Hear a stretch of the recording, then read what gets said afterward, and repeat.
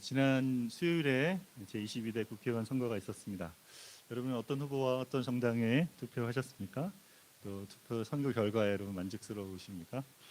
이번 선거는 사전투표율이 31%를 넘어서 역대 최고의 투표를 기록했는데요. 사전투표 첫날에 야권에서 대파를 들고 와서 투표장에 입장하려 해서 선관위에서 선관위 제재를 받기도 했습니다. 그러자 여당에서는 샴푸와 유조된 표창장을 가지고 반격을 가했습니다. 이번 선거가 정책 대결보다 서로의 잘못된 부분을 드러내며 누가 더 옳으냐를 주장하며 사람들의 표심 잡기에 급급한 모습을 흘러서 선거를 지켜보는 국민들의 마음이 편치 않았습니다. 여러분, 이렇게 누가 더 옳으냐를 따지는 것은 정치에서만 일어나는 것이 아닙니다. 우리가 살아가면서 누가 더 옳으냐, 누가 더 맞느냐를 가지고 늘 씨름을 합니다. 의견이 달라 문제가 생기면 시시비비를 가리며 옳고 그름을 따지죠. 여러분, 차 사고 요즘 어떻게 합니까? 그 보험회사가 나와서 누가 과실이 더 많느냐 퍼센트를 가지고 따지지 않습니까? 이런 옳고 그름의 씨름은 사람과 사람 사이뿐 아니라 우리 마음에도 벌어집니다. 여러분, 내가 맞다라고 생각하는 것으로 다른 사람을 판단할 뿐 아니라 그걸 가지고 나 자신을 판단하기도 합니다. 그렇게 판단하면서도 정작 내가 맞다고 생각하는 대로 살지 못하는 우리 자신을 보면서 우리가 낙담하기도 합니다. 여러분, 이런 것을 뭐라고 하는지 아십니까? 이런 것을 의의 싸움이라고 합니다. 우리의 내면에 사람과 사람 사이에 계속 이런 싸움이 있습니다. 오늘 본문에서 바울은 하나님의 전신갑주 중에서 의의 호심경을 붙이라라고 권합니다. 우리는 지난 2주 동안 하나님의 전신갑주에 대해서 나눴습니다. 하나님의 전신갑주가 뭐라고 했어요? 뭐라고 했습니까? 영적인 싸움에서 우리를 중무장시키는 거다라고 했습니다. 지난주에 전신갑주 중에서 뭘 나눴습니까? 진리의 허리띠에 대해서 함께 나눴습니다. 그래서 진리 허리띠가 뭐라 그랬어요? 하나님의 전신갑주를 입기 위한 기초다라고 했습니다. 기억이 나실지 모르겠어요. 진리띠를 맨다는 것은 성경이 하나님의 말씀이라는 그 진리인 것을 믿고 그 진리를 우리 삶에 적용하는 것이라고 이야기했습니다.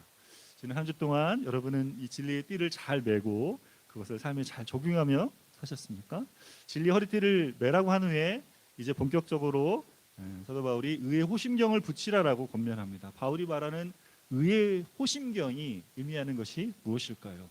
의의 호심경은 우리가 매일 싸우고 있는 이 의의 싸움에서 어떻게 우리를 보호하는 역할을 할까요? 그리고 의의 호심경은 언제 어떻게 착용하면 우리가 사단과 영적인 싸움에서 우리를 안전하게 지킬 수 있을까요?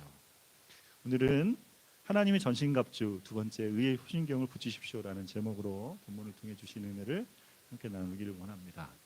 그리스도인은 자신의 의가 아닌 그리스도의 의의 호심경을 붙이며 살아야 한다. 오늘은 이 스테이트먼트 이 적는 거는 1번만 있습니다. 하나만 가지고 같이 나누도록 하겠습니다. 13절 14절 말씀 한 번 더 같이 읽겠습니다. 그러므로 하나님의 전신갑주를 취하라. 이는 악한 날에 너희가 능히 대적하고 모든 일을 행한 후에 서기 위함이라. 그런즉 서서 진리로 너희 허리띠를 띠고 의의 호심경을 붙이고. 하나님의 전신갑주를 말하며 의의 호심경을 붙이라고 권면하는데 호심경이 뭘까요? 사진을 좀 같이 한번 보겠습니다. 여기 보면 이게 그 전신갑주가 로마의 군인의 완전 무장이라고 얘기했잖아요. 로마 초대교회의 로마의 그 갑옷을 입은 로마 초대교회 당시에 로마 군인의 무장한 모습입니다. 그래서 호심경은 영어로는 브레스트 플레이트라고 말하고 우리말로는 흉배라고도 표현하는데 여기 목에서부터 배 허리까지 이렇게 글러싸고 있는 철판이잖아요. 이런 것을 이야기합니다. 그래서 당시에 몸을 보호했던 청동이나 사슬로 만든 갑옷이었습니다. 호심경은 몸의 주요 장기들을 보호하는 중요한 기능을 했기 때문에 전투에 임하는 군사 병사는 늘 이 호심경을 입고 이것을 입지 않고 전쟁에 참여하지 않았다고 말합니다. 요즘 들어보니까 군대에서 행군을 하는데 그 행군하는 병사들이 행군하는 군장이 무겁다고 거기다 베개를 넣고 이렇게 처음 오는 사람들은 다 넣어가지고 완전 군장을 가는데 이게 너무 무거우니까 좀 고참들은 좀 덜 넣고 간다는데 그럼 막상 그러다 전쟁의 상황이 됐을 때 그렇게 되면 어떻게 됩니까? 그 군장에 뭐가 들어있어요? 굉장히 중요한 것들이 많이 들어있잖아요. 근데 그거 없이는 싸울 수 없는 거죠. 전쟁할 때 뭐가 필요합니까? 갑옷을 잘 입어야 됩니다. 우리들이 지금 말씀하시는 호신경 붙이라는 게 이런 거죠. 전투에서 여러분 전투가 이했을 때 이것은 뭘 보호하는 겁니까? 우리의 어디서 적이 우리를 공격할지 모르잖아요. 뒤에서도 공격할 수도 있고, 여기 보면 알지만 뒤에서도 막을 수 있는 거거든요. 그러니까 우리 잊고 있는 거예요, 그냥. 그죠? 그러면 어떻게 해요? 우리의 심장과 장기들이 보호받을 수 있습니다. 그죠? 그래서 전투 중에 우리가 누가 적이 공격해서 팔이나 다리가 다치면 그거 갖고 그죠? 심각하게 될 수는 있지만 죽지는 않습니다. 그렇지 않습니까? 그러나 우리의 심장이나 장기가 다쳤을 때 심각한 치명상을 입게 되죠. 그래서 의의 심경을 붙이라는 것은 영적 전투에서 우리의 생명을 지킬 수 있기에 그만큼 중요한 것입니다. 여러분, 육체적으로 심장을 지킨다. 심장은 우리의 마음을 의미하죠. 그래서 의의 호심경은 우리의 마음을 보호하는 기능을 하는 것입니다. 잠언 17장 22절을 보니까 마음의 즐거움은 좋은 약이 되어도 마음의 근심은 뼈를 마르게 한다라고 말씀하고 있습니다. 마음이 해결되지 않고 무거운 근심이 일이 있으면 어떻게 됩니까? 뼈가 마릅니다. 그렇게 하면 어떻게 됩니까? 뼈가 마를 뿐 아니라 위에도 문제가 생겨서 소화가 안 되죠. 마음의 근심과 걱정, 분노가 있으면 이것을 다뤄줘야 됩니다. 우리나라 사람들의 위암 발병률이 세계 1위라고 합니다. 원인을 보니까 짠 음식을 많이 먹어서도 그렇지만 과도한 스트레스 때문이기도 합니다. 우리나라 사람들이 근성이 냄비 근성이라잖아요. 그래서 금방 데워졌다가 금방 식죠. 그만큼 뭐란 말입니까? 감정적이라는 것이죠. 그렇게 쉽게 마음을 빼앗기기 때문에 모든 것을 어느 순간에 잃어버리기도 합니다. 잠언 16장 32절에 자기의 마음을 다스리는 자는 성을 빼앗는 자보다 낫다라고 말씀합니다. 마음을 지키고 다스리는 것이 중요합니다. 영적 전쟁은 어디서 일어나는 거예요? 우리 마음에서 일어납니다. 마음에서 일어납니다. 하나님의 전신갑주에서 의의 호신경을 붙여야 영적 전쟁에서 우리 마음을 보호할 수 있다는 것이죠. 자, 좋습니다. 그럼 이게 무엇을 의미하는 걸까요? 그 의신경을 붙여야 됩니다라고 했어요. 자, 의의 호신경을 붙인다. 이게 마음을 보호한다. 알겠는데 그럼 이게 도대체 무엇을 의미하는 걸까요? 이게 우리가 믿고 있는 복음과 예수님이 우리에게 주신 것과 뭐가 관계가 있습니까? 예수님을 영접해서 하나님의 자녀되고 하나님 나라의 시민이 되었으니까 하나님의 자녀로 하나님의 백성으로 의로운 삶을 살아야 된다라고 말씀하는 걸까요? 우리가 의롭게 살아야 돼. 그래야 보호받을 수 있어. 이렇게 말하는 것 같습니까? 네. 몇몇 주석가들은 믿는 그리스도인들이 삶으로 보유하는 의로움이라고 말하기도 하지만 저희가 지난주에 계속 나눴던 것처럼 이게 전신갑주가 뭐라 그랬어요? 하나님의 전신갑주라고 했어요. 하나님의. 그래서 뭐라 그랬습니까? 하나님이 주시는 전신갑주라고 했어요. 우리의 것을 우리가 만드는 게 아니라 그러니까 뭐예요? 우리의 의로운 행위가 아니라 그리스도 안에 있는 하나님이 우리에게 주시는 의를 덧입는 것을 다시요. 의의 흉배를 붙이라는 것은 의의 호신경을 붙이라는 것은 하나님이 예수님 안에서 우리에게 주시는 의를 덧입으라는 거예요. 됐습니까? 네, 됐어요. 하나님이 주신 의를 덧입으라 합니다. 그럼 또 물어볼 수 있죠. 아니 예수님 믿을 때 우리를 의롭다 선언해 주셨잖아요. 하나님 자녀. 여기는 칭의라고 말하는 거예요.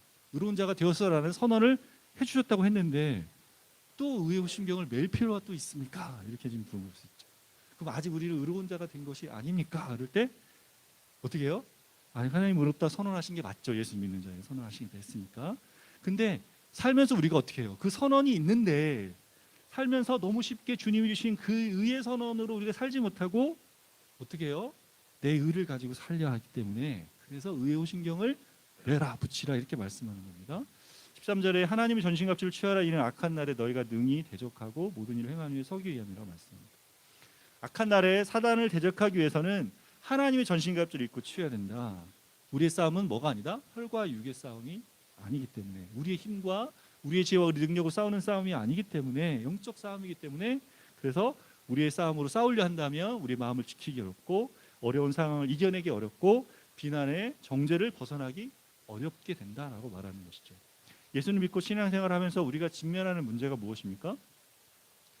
보통 믿지 않는 사람들이 우리가 교회 다닌다고 하면 신앙생활을 또 열심히 한다고 하면 우리에게 기대하는 게 뭡니까? 예수님 같은 모습을 기대합니다. 예수님 같은 모습. 사람들은 그런 기대를 하지만 우리는 알아요. 우리가 그런 사람이 아니라는 것을 압니다. 그래서 우리는 때로 뻔뻔하게 거짓말도 하고 때로는 미워하는 사람들을 마음에서 멀리하기도 하고 우리가 원하는 것이 이루어지기를 바라며 욕심을 부리기도 합니다. 근데 그렇게 살아도 사람들이 보통 사는 것만큼 그 수준으로 살기 때문에 큰 문제가 없는데 문제는 우리가 예수님을 믿는 사람들이기 때문에 그렇게 문제가 되는 거예요. 사람들처럼 살고 싶은데 그렇게 살면 주변 사람들에서 바라보는 눈빛이나 내가 그리스도인 줄 아는 사람들이 이렇게 말하죠. 너 교회 다닌다며, 예수 믿는다며 그렇게 사니, 그렇게 행동이 되니? 이렇게 하죠. 회사들 다닐 때 저희 과장님이 저에게 한 말이 아직도 기억이 납니다. 제가 지금 회사 다닐 때 어떻게 했는지 말씀드렸잖아요. 술 안 마시겠다, 노래 부르고 막 이렇게. 나 그리스도인입니다. 나는 술을 절대 마실 수 없습니다. 이렇게 이야기했단 말이에요. 저희 과장님이 몇 년 저를 지켜보더니 어느 날 이렇게 얘기했습니다. 너는 교회 다니면서 술은 안 마시는데 다른 건 다 똑같이 하는 것 같아. 그 말을 듣는데 제가 저희 그리스도인으로 다른 모습을 기대했는데 그러지 않는 것을 보시면서 한 말이죠. 회상을 하는 거 보니까 너도 별반 다르지 않은 것 같아, 이런 거죠. 들을 때 어디 부끄러워서 숨고 싶었습니다. 그리고 내가 그리스도인이라고 그렇게 했던 거가 사람들이 알린 것을 취소하고 싶은 마음이 들 정도로 그랬어요. 근데 여러분, 사람들만 이렇게 정죄하는 게 아니고 내적으로 우리가 잘못된 말과 행동하는 것을 내 안에 있는 양심이 그것도 보고 내 안에 있는 양심이 나를 정죄하는 거예요. 그렇게 하고도 그런 생각을 하면서 네가 그리스도인이라고 하나님께 받아들였다 할 수 있어? 이렇게 하는 거죠. 사람들에게 이런 말을 듣거나 스스로 이런 생각이 들어오면 우리는 하나님으로부터 또 주님 주시는 복음의 은혜로부터 우리의 고개를 돌리고 숨고 싶은 생각이 듭니다. 근데요, 여러분, 우리가 알아야 할 것이 바로 그 자리가 우리가 의의 호심경을 붙여야 되는 자리입니다. 의의 호심경을 입어야 되는 자리. 우리가 입고 있는지를 다시 확인해야 되는 자리입니다. 여러분, 바로 이것이 하나님을 떠나는 모든 사람들에게 일어나는 의의 싸움, 의의 문제이기 때문에 그렇습니다. 종교개혁가 마틴 루터는 그의 갈라디아서 주석에서 의의 종류에 대해서 5가지를 이야기합니다. 같이 한번 보겠습니다. 읽어보겠습니다. 첫째, 정치적 의는 지도자들, 외교관들, 법률가들이 가르치는 것이다. 둘째, 사회적인 정의가 있는데 그것은 특정한 문화나 전통에 따라 올바르게 말하고 옷 입고 행동하는 것으로 부모와 학교에서 가르치는 것이다. 셋째, 도덕적 의로움, 즉 율법의 의는 10여 명에 순종하는 데서 비롯된다. 넷째, 인간관계에서 오는 의로움은 매력적이라고도 느끼고 모두에게 인정받고 사랑받는다고 느끼는 데서 온다. 직업적 성취, 즉 자신의 노력과 재능과 일을 통해 성공하거나 존경을 받는다거나 돈을 벌 수 있는 데서 오는 의로움이 있다. 다섯째, 믿음의 의라고 부르는 훨씬 더 나은 의가 하나 더 있는데 그것은 그리스도인의 의다. 여러분, 의가 뭐냐? 의가 뭔 것 같습니까? 정의, 이렇게 알잖아요. 의라는 개념을 우리가 정의라고 아는데 성경에서 말하는 의는 뭔가 조금 거기 외에 다른 뭔가를 말하는 것 같아요. 근데 저도 계속 물어봤어요. 도대체 의가 뭐냐? 영어로 라이셔스니스라고 하고, 제가 전에 한데 히브리어로도 설명을 했어요. 짜디크와 비시파트라는 단어를 저는 쓰는데, 정의가 그 비시파트라면 하나님이 주신 의라는 말은 짜디크를 쓴단 말이에요. 거기에는 라이셔스니스는 뭔가 맞다라고, 라이트가 영어로 맞다는 말이에요. 그거와 관련된 뭔가인데 도대체 이게 뭐냐? 개념적으로 잘 안 잡혀요. 근데 이 마틴 루터가 말했던 네 번째 의의 개념이 굉장히 의를 이해하는데 우리가 좀 이해하는데 도움이 됩니다. 이 네 번째, 인간관계에서 오는 의라는 단어가 의라는 단어의 개념을 잡기에 도움을 주죠. 우리는 보통 1번, 2번, 3번 정치적인 의나 사회적인 의나 도덕적인 의에 대해서 생각합니다. 근데 이 인간관계에서 오는 의의 개념이 중요한 것은, 의라는 단어는 그냥 혼자 있는 게 아니라 의라는 단어도 관계적인 단어. 칭의, 하나님 의롭게 선언하시는 거잖아요. 그러면 이 칭의는 누구와 누구 사이의 관계입니까? 하나님과 우리 사이의 관계를 이야기합니다. 하나님이 보시기에 우리를 의롭다 선언해 주신다는 거예요. 이게 우리와 하나님 사이의 관계를 이야기하는 것이죠. 거기에 적용됩니다. 예수님 십자가의 죽으심과 부활을 통해 죄로 인해 깨어진 우리와 하나님 사이의 문제가 해결된 것. 그래서 하나님 보시기에 우리가 죄가 없는 상태가 되었다는 것. 그것이 우리가 의롭게 되었다는 선언이죠. 이것이 의의 의미예요. 이게 의의 의미예요. 그러니까 어려운 거예요. 이게 도대체 왜 그렇지? 뭐지? 의가 뭐다? 관계적이기 때문에. 여러분, 사랑한다, 사랑이다라는 말이 뭐였어요? 혼자서 사랑할 수 없단 말이에요. 사랑은 반드시 대상을 필요로 하고 대상과 함께 사랑이 주고받음이 필요하고 그 그 사랑이 계속 되어지는 것이 온전한 사랑의 의미란 말이에요. 하나님이 사랑이시다 그럴 때 하나님이 혼자이시지 않다라는 이야기를 했어요. 마찬가지로 우리를 의롭다 하신다, 우리가 의로운 자가 되었다라는 표현이 그냥 내가 의를 입었다 이게 아니고 하나님 보시기에 내가 그런 사람이 되었다라는 거예요. 이 관계적이라는 말을 여러분 꼭 반드시 기억하시기 바랍니다. 이렇게 보면 1번과 3번의 의도, 관계적이라는 것이 이해가 돼요. 어떻게 해요? 나라 안에서, 또 사회적으로, 가정 안에서, 학교 안에서, 또 우리가 살고 있는 삶의 자리에 사람과 사람 사이에 서로 관계적으로 어떻게 살아가느냐, 무엇이 맞느냐, 이것이 의의 모습으로 설명되고 있다. 그죠? 그래서 의의 의미는 1차적으로 하나님과 우리 사이의 적용, 관계 적용입니다. 그래서 이제 생각해 보죠. 인간이 처음 창조될 때 하나님과 우리 사이의 관계는 어떻게 했습니까? 온전했어요. 온전했어요. 창세기 2장에 에덴 동산에 아담과 하와가 어떻게 했어요? 벌거벗고 살았어요. 아무것도 입지 않았습니다. 근데 그들이 어떻게 느꼈어요? 자기를 부끄러워하지 않았어요. 그 무슨 말이에요? 있는 그대로, 내 자신 그대로를 다 보여도 전혀 문제되지 않고 부끄럽지 않았습니다. 자기가 누구인지 알았고 하나님이 어떤 분이신지 알았습니다. 그러니까 하나님과 온전한 관계를 맺고 살았어요. 아담과 하와는 자신들이 하나님의 기쁨이라는 걸 알았어요. 그리고 그들도 자신들이 하나님이 기쁨이 된다, 하나님께서 자기를 기뻐한다는 걸 알았고 자기들이 하나님이 기쁨이 된다는 걸 알았습니다. 자기들 뭘 해서가 아니라 그들의 모습이 하나님께 기쁨으로 받아들여지고 있다는 것을 알았단 말이에요.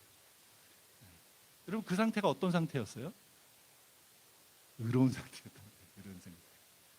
온전한 관계가 온전한 상태예요. 근데 하나님께 불순종해서 죄로 인해서 이 의로움이 깨졌습니다. 사단이 하나님을 참소했죠. 하나님이 너희 하나님처럼 될까 봐 먹지 못하게 한 거야 그거. 그리 참소하잖아요. 속인단 말이에요. 그러니까 하나님 주시는 그 의로움을 받고 있는 것 상태에서 어떻게 해요? 나 뭐 하나님처럼 되고 싶어, 내가 의를 취하겠다라고 해서 스스로의 의를 먹으려고 따서 먹었을 때 어떻게 됩니까? 하나님 주신 의가 깨졌습니다. 하나님이 보시기에 좋았던 그 모습, 우리의 모습이 깨졌을 뿐 아니라 우리 스스로 우리가 바라보는 인식, 나를 바라보는 인식이, 눈이 깨어졌어요. 하나님 앞에 의로움이 깨어진 자리에서 죄를 지은 다음에 인간이 한 게 뭡니까? 뭐였어요? 무화과로 잎으로 가렸어요. 무화과 잎으로. 왜 가렸습니까? 이 모습 이대로 부끄러워서 이대로 보일 수 없단 말이에요. 그래서 그걸 깨닫고 어떻게 해요? 가렸습니다. 죄를 지은 인간이 스스로 부끄럽게 수치스럽게 여긴 거죠. 인간 스스로 있는 모습 그대로 받아들이는 존재라는 것을 우리가 어떻게 해요? 부정하게 된 거죠. 하나님 앞에서 받아들여지는 의가 깨어진 자리에서 인간은 뭐요? 스스로의 의를 입게 해요. 그래서 어떻게 됩니까? 그대로 인간은 이게 죄인이다라는 말이 뭐예요? 깨어진 상태다라는 말이에요. 그 깨어진 상태에서 계속 자기 의를 가지고 살아가요. 하나님 인정받고 다른 사람들에게 받아들여지기 위해서, 또 내 스스로가 무엇인가를 나타내기 위해서 각자 자기가 중요하다고 생각하고 보이고 싶은 의로움을 가지고 살아갑니다. 사람마다 중요하게 여기는 자기가 다 다릅니다. 달라요. 어떤 사람은 외모가 자기가 될 수도 있고, 어떤 사람은 돈이 될 수도 있고, 어떤 사람은 사람들에게 인정받는 어떤 힘을 갖는 것으로 자기를 삼을 수도 있습니다. 저희가 복음 중심의 삶 두 번째 과에서 우리가 의지하고 살아가는 의에 대해서 함께 나눴습니다. 신앙생활하면서 복음 중심의 삶에서 뭐랍니까? 신앙생활하면 우리가 하나님이 어떤 분이신지를 더 많이 알아가고 우리의 죄성을 더 많이 알아간다 그랬어요. 그때 우리가 우리를 의롭다함을 추구하는 우리의 모습이 나오는데, 그때 보여지는 우리가 기대고 있는 의의 몇 가지 예시를 그 책에서 나눕니다. 책에서 이런 이야기 하죠. 그 중에서 몇 가지 뽑았습니다. 함께 읽어보겠습니다. 같이 읽어보겠습니다. 가족에 기반한 의. 나는 부모로서 자녀를 올바르게 양육한다. 그래서 자녀를 다스리지 못하는 부모보다 나는 더 경건하다. 직업에 기반한 의. 나는 열심히 일한다. 그래서 하나님께서 보상해 주실 것이다. 지식에 기반한 의. 나는 다른 사람보다 공부도 많이 하고 책도 많이 읽는다. 그래서 다른 사람보다 더 우월하다. 계획에 기반한 의. 나는 자제력이 있으며 시간 관리를 잘한다. 따라서 나는 다른 사람보다 더 성숙하다. 이외에도 돈 관리를 잘해서, 다른 사람을 잘 도와서, 술 담배를 하지 않아서, 다른 사람과 함께 시간을 같이 보낼 수 있어서, 이것들이 다 뭐가 될 수 있다고요? 내 의가 될 수 있다. 내 의가 될 수 있어요. 내 의로 살아갈 수 있다, 이렇게 말합니다. 우리가 하나님과 사람들에게 인정받고 받아들여지는 방식을 이렇게 찾고 있다는 것이죠. 여러분은 어떠신 것 같습니까? 여러분은 어떤 의에 기반을 두고 살고 계신 것 같습니까? 어떤 의로움으로 하나님께, 사람들에게 인정받고 싶으신 것입니까? 여러분, 이런 의에 기대어 우리가 살 수 있으면, 계속 이렇게 살 수 있으면 좋겠지만, 문제는 이런 의로움이 우리의 역량 안에 있을 때는 작동이 되지만, 우리의 역량을 벗어나게 되면 더 이상 작동하지 않게 되는 것이 문제입니다. 삶에 큰 어려움이 오고, 건강에 어려움이 오고, 재정적으로 어려움이 오고, 관계에 어려움이 오면, 요즘 말로, 흔히 하는 말로 멘탈이 털리면 더 이상 우리의 의가 작동하지 않게 되는 것을 보게 됩니다. 우리가 계속 그 의에 서 있지 못하고, 그래서 어디 서 있어야 될지 몰라서 방황하게 됩니다. 그런데 사단이 뭘 합니까? 우리를 참소합니다. 고발합니다. 11절에 마귀의 관계라고 말하는데, 여기 마귀는 디아볼로스라는 단어를 씁니다. 이 뜻이 중상모략하는 자라는 뜻이죠. 사단은 중상모략합니다. 우리가 우리의 의를 가지고 살아갈 때 우리의 의로 우리를 넘어뜨립니다. 그럼 다시요. 우리가 우리의 의를 가지고 살아갈 때 우리의 의로 우리를 넘어뜨려요. 그리고 그렇게 서 있지 못하고 있는 우리에게 의를 정죄해야 합니다. 우리 스스로 만든 의지만 어느 누구도 완벽하게 그 의 안에서 살아갈 수 없어요. 언젠가 어디선가에 무너집니다. 넘어집니다. 그때 그렇게 의로 세울 때, 그 의에 우리의 기반을 둘 때 우리가 이렇게 넘어지게 되죠. 마태복음 7장에 예수님이 하신 말씀이 있습니다. 뭐라고 하셨습니까? 말씀을 듣고 행하는 자는 지혜로워서 자기 집을 반석 위에 지은 자. 그리고 그래서 비가 오고 홍수가 날 때 어떻게 해요? 그 집이 든든하게 서 있지만, 말씀을 듣고 행하지 않는 사람은 그 집을 어디에 짓는다고 그랬어요? 모래 위에 지어서, 그래서 홍수가 나고 비가 오면 그 무너짐이 심각해서 피해를 당한다라고 말씀하셨습니다. 반석 위에 집을 지은 사람은 어려운 때에 흔들리지 않고 평안할 수 있다고 말씀하는 거죠. 여러분, 여기서 말씀을 듣고 순종한다 할 때 우리가 행하는 행위만을 말하는 것이 아닙니다. 말씀을 듣고 순종한다는 말은 예수님이 주시는 의를 입고 그 의에 우리를 매는 행위에 대해서 이야기합니다. 그것을 따라 살아가는 것이, 그걸 따라 살아가는 것, 순종하며 살아가는 것이 뭐다? 반석 위에 집을 짓는 거라. 모래 같은 내 의에 서지 않고 반석이신 주님의 의에 설 때 무너지지 않게 된다는 거죠. 여러분, 나의 의에 세울 때 우리는 넘어집니다. 이거 뭐라 그랬어요? 영적인 싸움이랬습니다. 우리가 영적인 싸움이기 때문에 우리의 의로는 사단을 맞설 수 없죠. 우리 인생은 내 의로 사는 것이 아니라 그리스도의 의로 그분께 의지하며 사는 것입니다. 여러분, 이것이 우리의 삶이고, 우리 그리스도인의 삶이고, 우리 그리스도인들이 삶의 모든 자리에서 계속 그리스도의 의를 덧입는 자리에 있다는 것의 의미입니다. 빌립보서 3장에 바울은 그런 자신의 의에 대해서 이렇게 이야기합니다. 사도 바울은 어떤 사람이었어요? 누구보다도 의로운 삶을 살았습니다. 유대인 중에 유대인으로 율법의 의로 흠이 없는 삶을 살았습니다. 근데 그런 바울이 이렇게 고백합니다. 빌립보서 3장 7절과 8절 말씀 같이 읽겠습니다. 그러나 무엇이든지 내게 유익하던 것을 내가 그리스도를 위하여 다 해로 여길 뿐더러 또한 모든 것을 해로 여김은 내 주 그리스도 예수를 아는 지식이 가장 고상하기 때문이라. 내가 그를 위하여 모든 것을 잃어버리고 배설물로 여김은 그리스도를 얻고 그 안에서 발견되려 함이니 내가 가진 은은 율법에서 난 것이 아니요 오직 그리스도를 믿음으로 말미암는 것이니 곧 믿음으로 하나님께로부터 난 의라. 그리스도 안에서 사도 바울은 자기의 의를 잃어버렸습니다. 예수님 만나기 전까지 바울은 율법의 의를 가지고 살았습니다. 그것이 그가 누구인지를 사람들에게 알리는 것이었어요. 사도 바울은 가말리엘의 수제자로 예루살렘에서 장래가 총방받는 길이 열려 있는 사람이었습니다. 우리로 하면 유니스의 유명한 교수님의 수제자로 네이처지의 논문이 몇 편 실려 있는 사람인 거죠. 이것이 바울이 자기가 어떤 사람인지를 알게 했고, 바울은 그것에 기대어 살았습니다. 근데 예수님을 만나고 나니까 그가 자기가 가진 의를 어떻게 여겼습니까? 배설물처럼 여겼습니다. 그럼 배설물이 뭐예요? 똥입니다. 똥. 예수님 안에서 그것을 가지고 살아가다 보니까 그게 뭐가 돼요? 냄새가 나는 것이 됐다. 오히려 자기에게 그게 해가 된다는 거예요. 바울이 자신이 기대에 사는 의가 그리스도의 의를 얻는 것을 방해하고 있다는 것을 알았던 것이죠. 그래서 바울은 자신의 의가 아닌 그리스도의 의를 입는 자가 되었습니다.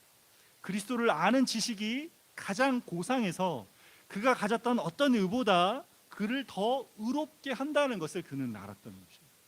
그것을 놔야 된다. 그것이 없어져야 그리스도의 의가 자기의 의가 되기 때문에, 그래서 그 자기 의를 떠나서 그리스도께서 주시는 의 안에서 자기가 발견되고 하나님께 받아들여지는 자로 머물고자 했던 것이죠.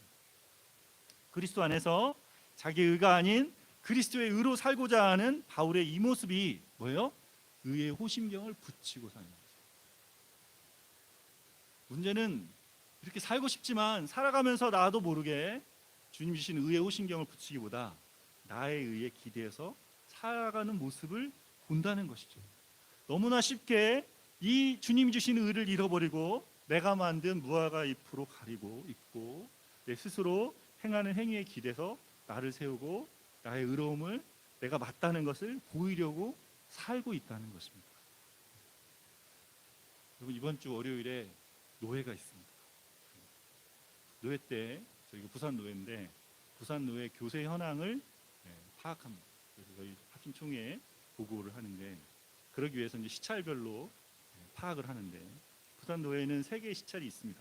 남부 시찰, 중부 시찰, 북부 시찰이 있습니다. 울산과 양산은 저희 교단이 이렇게 크지 않기 때문에 부산 노회 북부 시찰에 속해 있습니다. 같이 있죠. 그래서 교육부에서 일하다 보니까 노회 산하 교회들의 초등학생, 중학생, 중고등학생, 청년들의 현황을 좀 알 필요가 있습니다. 교육을 해야 되고 수련을 해야 되니까. 근데 교세 현황 파악하는 그 양식에 보니까 초등학생이랑 중고등학생은 있어요. 그 파악이 되는데 청년들은 작년과 함께 묶어놨습니다. 그러니까 따로 구분이 안 돼요. 그러니까 청년들이 지금 교회에 어떻게 있는지를 모르니까. 그래서 양식을 그 총회 양식을 좀 바꿔가지고 중간에 넣어가지고 청년들, 장년들 따로 뺐습니다. 그래서 이 양식으로 해달라고 요청을 했어요. 그 시찰의 서기들이 이제 그걸 파악을 해서 올려놨습니다. 그래서 제가 그거를 함께 취합을 하고 정리를 지금 하면서 그걸 정리하고 나서 다시 이제 총회 양식에 맞춰서 다시 바꿔줘야 되잖아요. 그래서 그 양식을 바꾸면서 바꾸고 있는데 제 마음에 이런 생각이 드는 거예요. 엑셀로 이걸 잘 정리해서 올려놓으면 다른 분들이 나를 인정해주지 않을까라는 생각이 쓱 들어오는 거예요. 제가 그런 생각하고 있는 저를 봤습니다. 이게 필요가 있어서 섬기고 있는데 일을 하면서 제 마음에 들어와 있는 이 생각을 보면서 저기 당황스러웠습니다. 이게 뭐지? 이런 마음 뭐지? 이게 무슨 모습이지? 이런 생각이 들었어요. 여러분, 이게 뭐예요? 이게 저의 의입니다. 엑셀 프로그램 잘 할지도 못하면서 이 조금 하는 것으로 여기에 마음 두고 이것으로 인정받고 이것으로 사람들에게 받아들여지고 싶은 저의 의죠. 여러분, 이 의가 이것만 있겠습니까? 제 안에? 이 주간에도 제가 맞다고, 저희 아내는 틀렸다고, 제가 맞고 다른 사람 부족하다고 얼마나 많이 정죄하고 얼마나 많은 그 의를 가지고 제가 살았는지 모르겠습니다. 여러분은 어떤 것인 것 같습니까? 여러분은 어떤 의로 여러분을 세우고 계신 것 같습니까? 어떤 의에 기대어 여러분의 존재가 인정받고 받아들여지기를 원하고 있습니다. 예수님은 우리의 의가 되십니다. 이 의는 예수님을 믿는 자에게 주시는 의입니다. 고린도후서 5장 21절에 이렇게 말씀합니다. 같이 읽겠습니다. 하나님이 죄를 알지도 못하신 이를 우리를 대신하여 죄로 삼으신 것은 우리로 하여금 그 안에서 하나님의 의가 되려 하려 하심이라. 예수님께서 우리의 죄를 대신해서 죄를 알지도 못하신 그분이 대신 십자가에 달리셨습니다. 우리가 받아야 될 죄의 결과를 예수님이 대신 당하셨죠. 그래서 예수님 안에서 우리는 정죄를 받지 않습니다. 그것과 더불어서 예수님 안에서 우리는 하나님의 의가 되었습니다. 그의 안에서 하나님의 의가 되게 하려 하셨다라고 합니다. 이것은 예수님이 행하신 모든 의로운 일이 우리의 것이 되게 하셨다는 거예요. 예수님이 하신 모든 의로운 일이 우리의 것이 되게 하셨다는 거죠. 하나님께서 예수님이 하신 모든 일을 우리가 한 것처럼, 예수님 안에 있는 우리를 볼 때 우리가 한 것처럼 우리를 보시고 그렇게 우리를 대하신다는 것입니다. 여러분, 그래서 예수님 안에 있을 때 우리는 하나님께 의로운 자로 인정받게 됩니다. 다시요, 의의 호심경을 붙인다는 것은 이것을 의미합니다. 하나님이 예수님 안에 주신 이것을 우리가 믿고 받아들이고 그것으로 우리가 의의 호심경을 붙이는 거예요. 언제? 언제요? 늘 붙이고 있어야 되죠. 늘 붙이고 있어야 되죠. 근데 이것이 주님이 우리에게 주신 거니까 사실 영적으로 보면 늘 붙이고 있는 겁니다. 근데 어떻게 해요? 우리가 놓친단 말이에요. 그래서 특별히 이것이 싸움이라고 인식되는 그 자리에, 우리가 놓쳤다고 생각하는 자리에, 아니면 그 싸움을 하고 있는 자리, 아까처럼 내가 무엇인가 나의 의로 이것을 세우려고 하는 그 자리에, 누군가에게 인정받으려고 하는 그 자리에 어떻게 해요? 의의 호심경을 붙여야 돼요. 내가 인식하고 붙여야 됩니다. 아, 내가 이렇게 설려 하는구나라고 생각이 들 때, 아, 이게 아니고 예수님 주신 의지, 거기에 서야지라는 걸로 붙이는 거죠.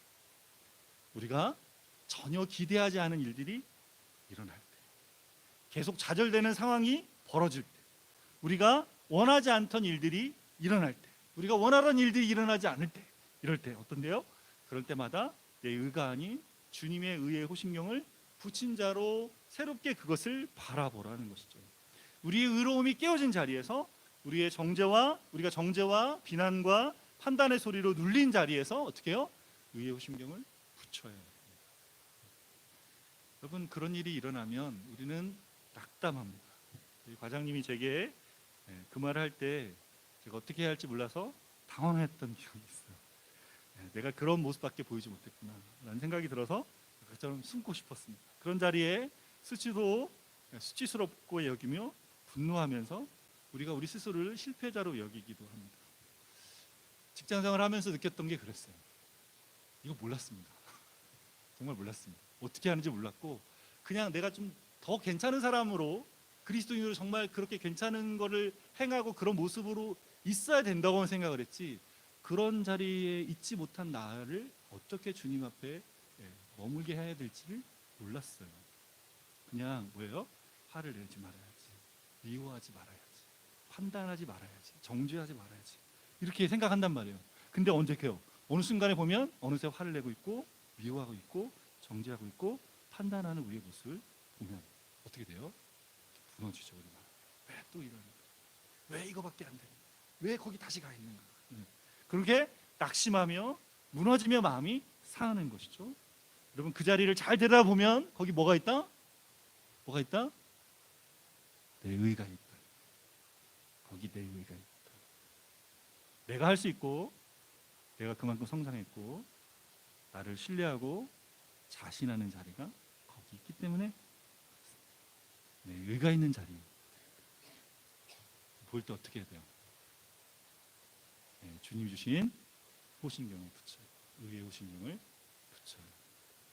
아, 내가 아니지, 주님이 주시는 의지, 그것이 내 것이 됐지.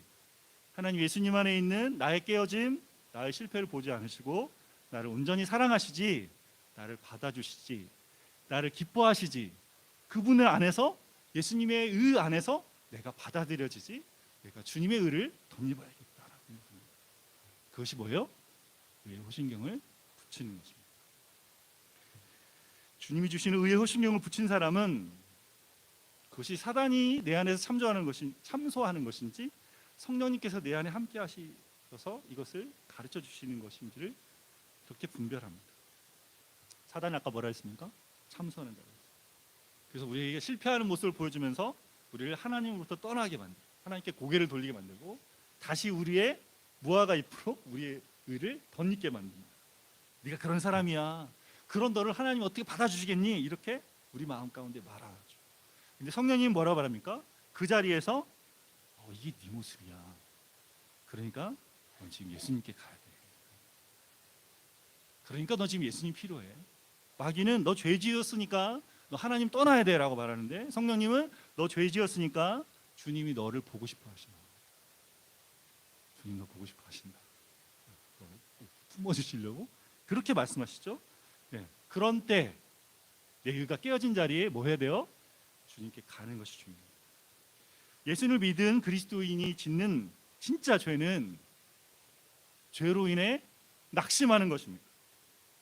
내 의가 그 자리는 어떤 거냐면 죄로 인해 낙심하는 건 뭡니까?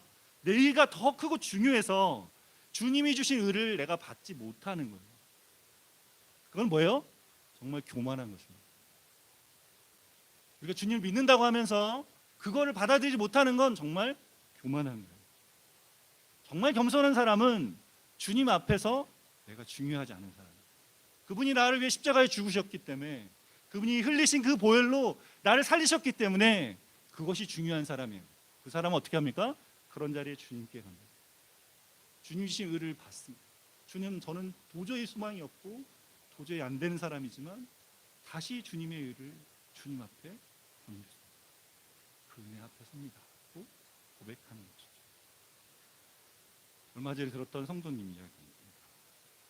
어떤 성도님이 직장 생활을 하시는데 어느 정도 그 직장 안에서 직급을 가지고 일하고 합니다.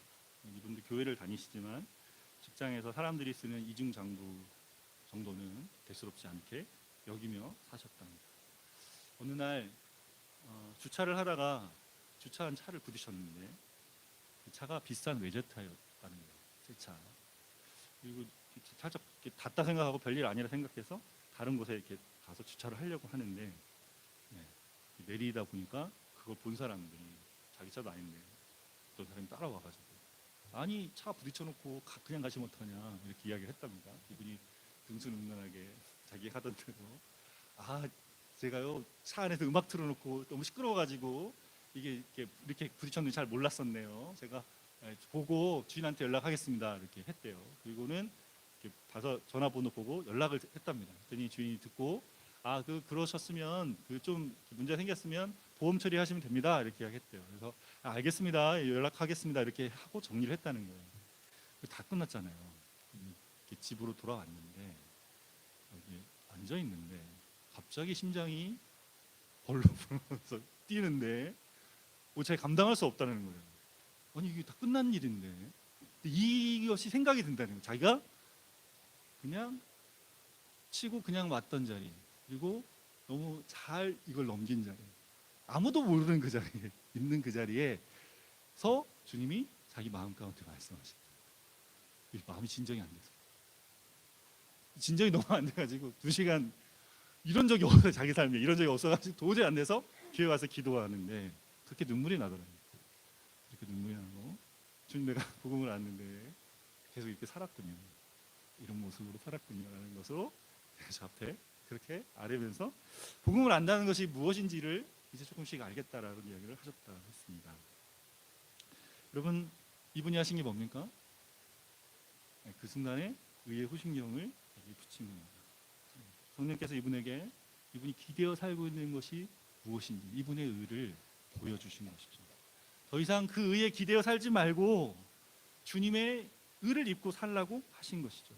복음을 아는 자로 더 이상 자기 의에 기대어 살 수 없다는 것을 깨닫고 주님의 의를 덧입으려 하시는 것입니다. 여러분 우리는 우리 의로 살 때 늘 실패합니다. 이런 말씀을 듣고 나서도 어느샌가 내가 나의 의에 기대어 살고 있는 모습을 보게 될 것입니다. 그럴 거예요. 근데 어떻게 해요? 그런 자리에서 어떻게 해야 됩니까? 우리 안에 계신 성령님께서 우리에게 우리 의가 되신 주님을 바라보게 하십니다. 여러분 그 자리에서 뭐예요? 낙담해서 고개를 숙이고 있는 게 아니라 고개를 들어 주님을 봐야 돼요. 우리 의가 깨진 자리 주님이 우리에게 주시는 의를 바라보셔야 됩니다. 에베소서 1장에 뭐라 했습니까? 예수님께서 모든 통치자, 권세, 능력, 주권에 뛰어나신 분으로 모든 일에 뛰어나신 분으로 계시다 그랬어요.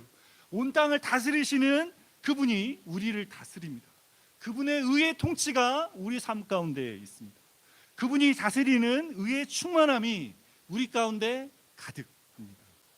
우리 의로 내 의로 서려는 자리에서 우리가 무너진 자리에서 우리를 의롭다 하시기 위해 십자가에 죽으시기까지 순종하시고 부활하신 아름다우신 우리 주님을 바라보시기를 바랍니다. 주님이 주신 의를 덧입고 주님 앞에 서십시오.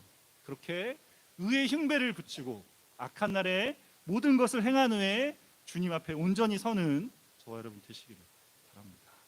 주님 말씀 기억하면서 함께 아름다우신 같이 찬양하고 기도하는 나가기 원합니다.